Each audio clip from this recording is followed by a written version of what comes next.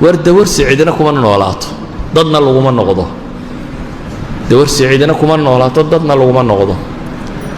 dawarsi masaakiinta ku dhargi lahayd haddii cidi ku dhargayso miskiinkan yaa la waxsiiyey dun hayaa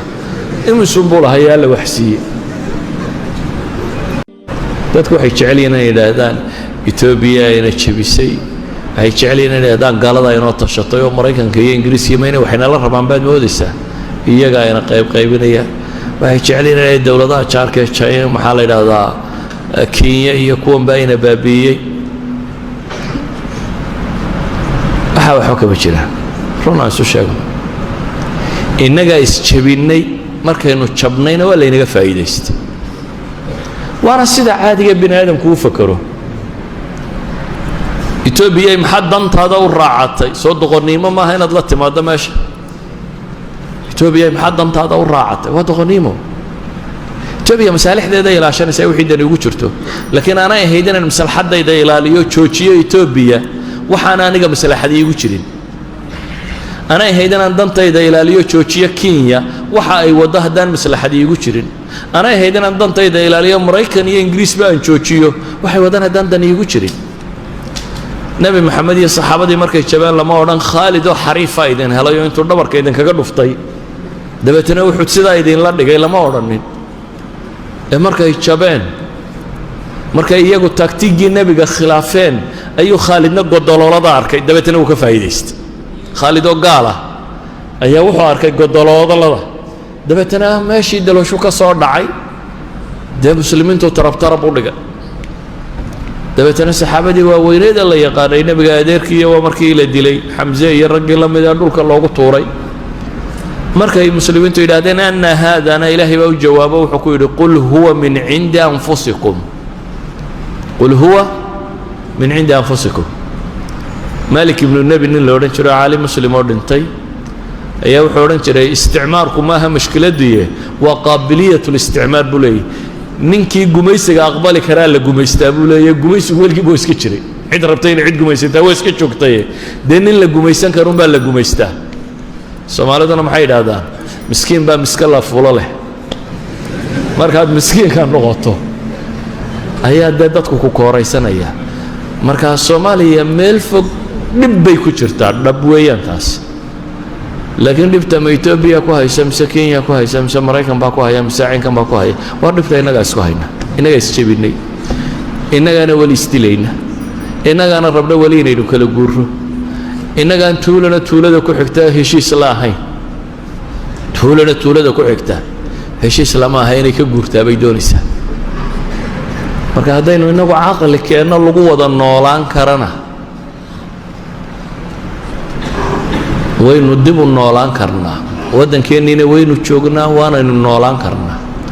haddaynu aqli keeni weynana dee waa layna gumaysanayaa adeer ninkaan tashanaynin dee waa loo taliyaa carruurta yaryar ma tashan karto marka waa loo taliyaa reer galbeedku waxay yidhahdeen dunida badh baa wisaaya u baahan isma maamuli karaan in la maamulo u baahan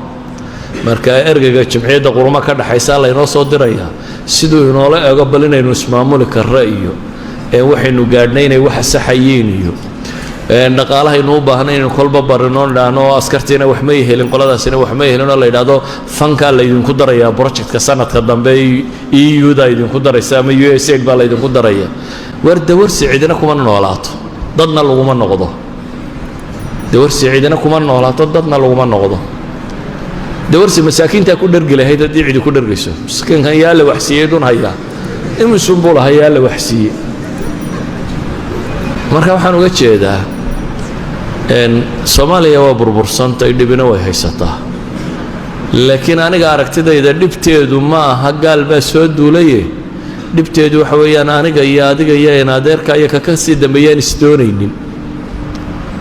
haddaynu inagu aqligu lagu wada noolaado keenno gaalada waxay yiraahdaan saddex dariiq baa jiro bini aadamku uu kala baxo bini aadamku inuu iscafiyo iska heshiiyo cid la yiraahdo nabad waa lagu kala baxaa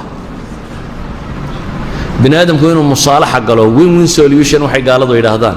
intuu isu yimaado inuu heshiiyo yiraahdo war balanaan guulaysta adnaad guulaysatide adna wax ka tagaana wax ka tago meel dhaxaan sugu nimaadna hore u soconana wuu kari karaa